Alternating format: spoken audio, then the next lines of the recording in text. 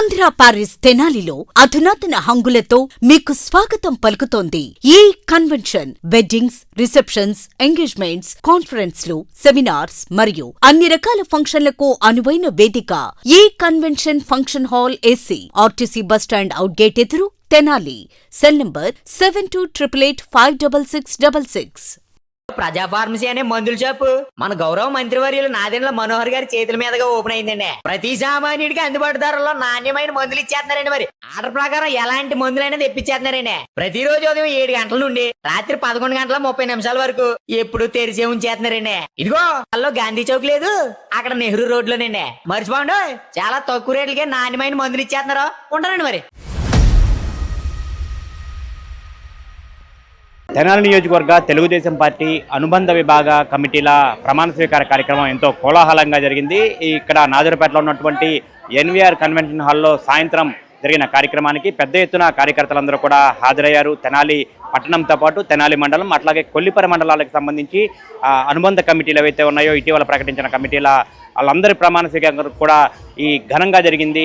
ఆలపాటి రాజేంద్ర ప్రసాద్ ఆధ్వర్యంలో ఈ నూతన కమిటీ సభ్యులందరూ కూడా ప్రమాణ స్వీకారం చేశారు. ఈ సందర్భంగా ఆలపాటి రాజేంద్ర ప్రసాద్కు ఆ కమిటీల సభ్యులందరూ కూడా ప్రత్యేకంగా ధన్యవాదాలు తెలియజేశారు. ఈ సందర్భంగా ఆయన్ను ఘనంగా సత్కరించారు. ఆ నూతన కమిటీలందరికీ కూడా ఆలపాటి రాజేంద్ర ప్రసాద్ కొన్ని సూచనలు అయితే చేశారు.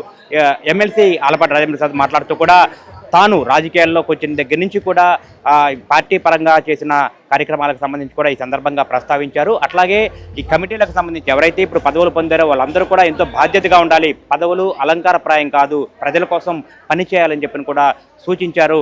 పార్టీ కోసం కష్టపడిన ప్రతి ఒక్కరికి కూడా న్యాయం జరుగుతుంది, తెలుగుదేశం పార్టీలకి కార్యకర్తలే కొండంత అండ అని చెప్తూ వీరందరూ కూడా ప్రజల కోసం పనిచేయాలి, ప్రజా సమస్యలు తెలుసుకొని వాటి పరిష్కారానికి కృషి చేయాలని చెప్పి కూడా ఆలపాటి రాజేంద్ర ప్రసాద్ అయితే తెలియజేశారు. ఈ కార్యక్రమం ఎంతో కోలాహలంగా జరిగింది. సాయంత్రం నుంచి కూడా రాత్రి వరకు జరిగిన ఈ కార్యక్రమానికి సంబంధించి అనేక ప్రాంతాల నుంచి కూడా కార్యకర్తలు, నాయకులు, మహిళలు పెద్ద ఎత్తున పాల్గొన్నారు. ఈ కార్యక్రమం ఓవరాల్గా ఏ విధంగా జరిగింది, ఆలపాటి రాజేంద్ర ప్రసాద్ ఈ కార్యకర్తలకు కానివ్వండి, ఈ కమిటీలను ఉద్దేశించి ఏం చెప్పారనేది కూడా ఆయన మాటల ద్వారానే తెలుసుకుందాం.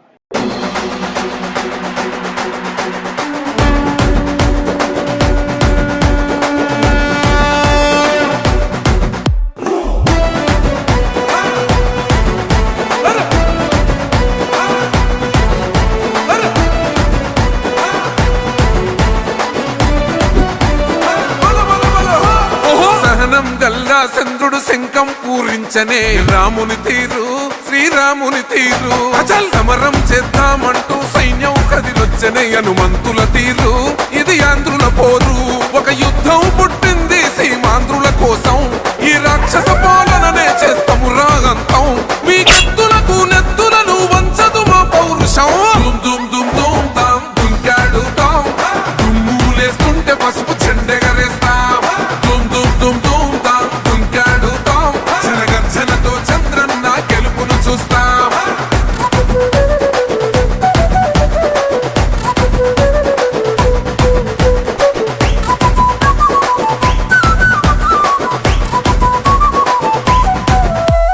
గొంతులు కోసిన కత్తులు లేవా సాక్ష్యం, విలవిలలాడుతూ పోయింది రమా ప్రాణం. నేలన తడిసిన నెత్తుర తిలకం దిద్దా, ఎవడొస్తడ రండిర ఇక మేం అస్సలు తగ్గం. మీ రౌడిజానికి మో పౌరుషానికి మొదలైనద యుద్ధం, గెలుపెవడద చూద్దాం. ఓహో దుమ్ దుమ్ దుమ్ దుమ్ దుమ్ దుమ్ దుమ్ దుమ్ దుమ్ దుమ్ తాం దుంకాడుతాం, దుమ్ములేస్తుంటే పసుపు చెండెగరేస్తాం. దుమ్ దుమ్ దుమ్ దుమ్ తాం దుంకాడుతాం, జనగర్జనతో చంద్రన్న గెలుపును చూస్తాం. నా వంతు కర్తవ్యాన్ని, విధులని బాధ్యతాయుతంగా నిర్వర్తించగలనని ప్రమాణం చేస్తున్నాను. Thank you. మీ పేరు చెప్పండి. ఈ ఆశయాలకు, పవిత్ర లక్ష్యాలకు కట్టుబడి ఉంటూ పార్టీ సభ్యునిగా క్రమశిక్షణతో, ప్రజా సేవాభావంతో మనసా వాచ పాటుపడుతూ నిస్వార్థంగా అవినీతి అక్రమాలకు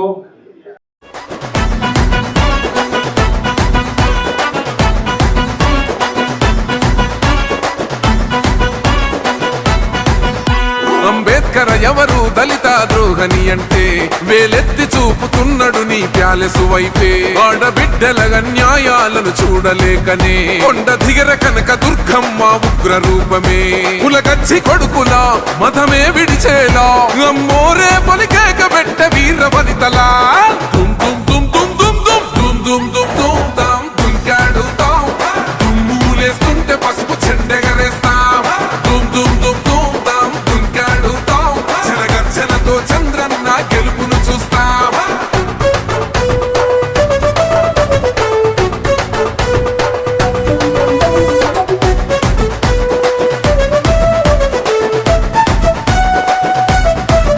రైతు కన్నీళ్లత తడుస్తున్నది కథ పొలము.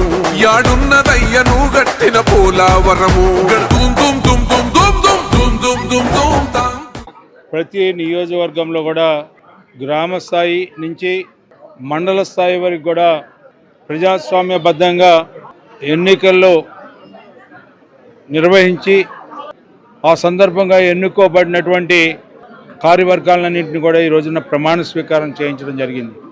ఈ రోజున నాయకత్వానికి అధినాయకత్వం నుంచి ఇచ్చే పిలుపు, ప్రభుత్వంలో ఉన్నాం, ప్రజలకి హామీలు ఇచ్చాం, ప్రభుత్వం పనిచేస్తూ ఉంది, ప్రజలు అందుకుంటా ఉన్నారు, కార్యకర్తలు పర్యవేక్షణ చేసి ఎక్కడ కూడా లోటు రాకుండా నిర్వీర్యం చెందకుండా పార్టీకి ఎప్పుడు వెన్నుంటూ ఉంటూ ఈ పార్టీని అపజయం అనే పదానికి అర్థం లేకుండా కష్టపడాలని, దాన్ని ఎవరైనా విచ్ఛిన్నం చేయడానికి ప్రయత్నిస్తే పార్టీని కాపాడుకుంటూ ప్రక్షాళన చేసుకుంటూ సమస్యల్ని పరిష్కరించుకుంటూ ప్రజలకి చేదోడుగా ఉంటూ పార్టీకి వెన్నుముగా ఉండే కార్యకర్తను రక్షించుకుంటూ కార్యోన్ముఖులు అవ్వాలని చెప్పి ఈ రోజున పిలిపిస్తూ ఉంది.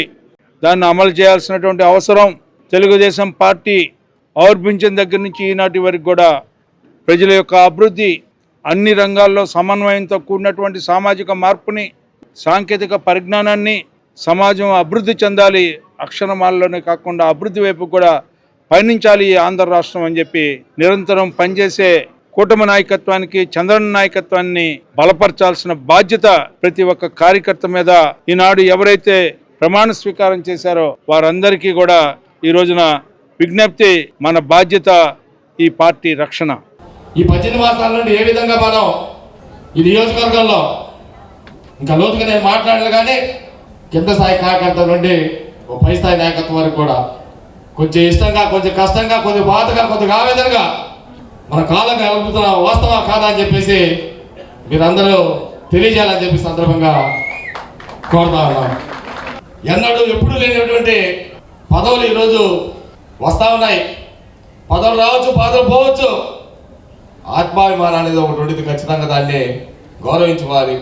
2024 ఎన్నికల్లో ఏ విధంగా మనం పనిచేసాం, ఆలపాటి రాజేంద్ర ప్రసాద్ గారి మాట తప్పకుండా ఆయన ఏదైతే మనకి దిశానిర్దేశం చేశారో ఆ విధంగా పనిచేసినటువంటి మనం కార్యకర్తకు ఏమాత్రం సమాధానం చెప్పాలని చెప్పి సందర్భంగా తెలియజేస్తాను. ఎందుకు కార్యకర్తలుగా, నాయకులుగా, అభిమానులుగా అందరూ కూడా ఇంటింటికి, గ్రామానికి తిరిగాం.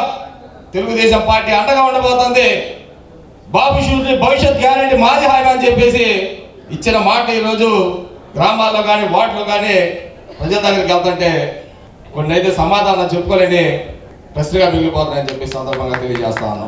వాస్తవం చెప్పాలంటే ఇది సందర్భం కాకపోయినా అధికారం లేనప్పుడే అదిరించి బెదిరించి బతికాలని చెప్పి సందర్భంగా గుర్తు చేస్తాను.